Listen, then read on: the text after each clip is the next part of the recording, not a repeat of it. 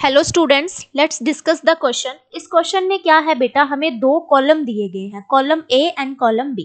Column A के अंदर हमें कुछ टर्म्स दिए गए हैं और कॉलम बी के अंदर उनके रिलेटेड साइंस दिए गए हैं, हमें उनको मैच करना है। वन बाय वन हम इन्हें डिस्कस करेंगे। फर्स्ट बोल रहा है बेटा ऑटो पॉलीप्लॉइडी। ऑटो पॉलीप्लॉइडी में क्या होता है कि जब more than two sets of chromosome अगर प्रेजेंट हो, टू सेट्स ऑफ क्रोमोसोम, तब हम इसे क्या बोलते हैं बेटा, इसे हम बोलते हैं ऑटो पॉलीप्लॉइडी। ये वाली कंडीशन आ जाती है 4n1n वाली, तो यहाँ पे कौन सी कंडीशन है, बी वाली होती है बेटा। ठीक है, ए और ए। ठीक है, तो यहाँ पर फर्स्ट का क्या आ जाएगा बेटा, बी आ जाएगा। ओके, सेकंड बोल रहा है बेटा एन्यूप्लॉइडी। एन्यूप्लॉइडी कब होती है बेटा, कि जब नॉर्मल जो सेट ऑफ क्रोमोसोम्स होते हैं बेटा 2n होते हैं, उनमें अगर कोई एक्स्ट्रा क्रोमोसोम आ जाए तो इसे हम बोलते हैं एन्यूप्लॉइडी। ठीक है, एन्यूप्लॉइडी में हम एक एग्जांपल लेते हैं बेटा डाउन सिंड्रोम का। ठीक है, डाउन सिंड्रोम। डाउन सिंड्रोम में क्या होता है बेटा, क्रोमोसोम नंबर 21 के ऊपर एक एक्स्ट्रा कॉपी क्रोमोसोम की आ जाती है, तो यहाँ पर ये वाली कंडीशन आ जाती है और इसे हम बोलते हैं बेटा ट्राइसोमी।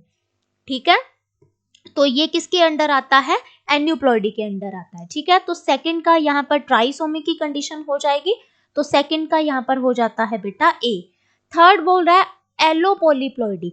एलोपोलीप्लॉइडी का क्या मतलब होता है बेटा, कि किसी क्रोमोसोम पे मोर देन 2 जीनोम्स प्रेजेंट हो। ठीक है, मोर देन 2 जीनोम्स अगर वहां पे प्रेजेंट होते हैं तो यहाँ पे एलोपोलीप्लॉइडी की कंडीशन आती है। ठीक है, तो यहाँ पर क्या हो गया बेटा, देखो ए बी हो गया, तो यहाँ पर मोर देन 2 जीनोम्स प्रेजेंट है, तो ये थर्ड वाली कंडीशन सी के साथ मैच करेगी। ठीक है, थर्ड का हो जाता है सी।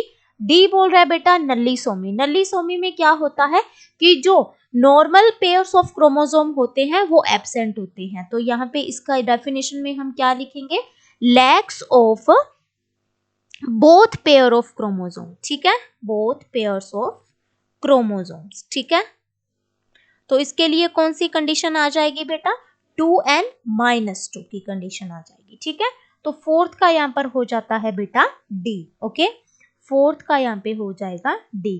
तो चलो अब इन ऑप्शंस को मैच कर लेते हैं, फर्स्ट का बी, सेकंड का ए, थर्ड का सी और फोर्थ का डी। तो ये वाली स्टेटमेंट, ये वाला ऑप्शन हमारा करेक्ट हो जाता है, बाकी के इनकरेक्ट हो जाते हैं। So option A is the correct option. Thank you बच्चों and all the very best.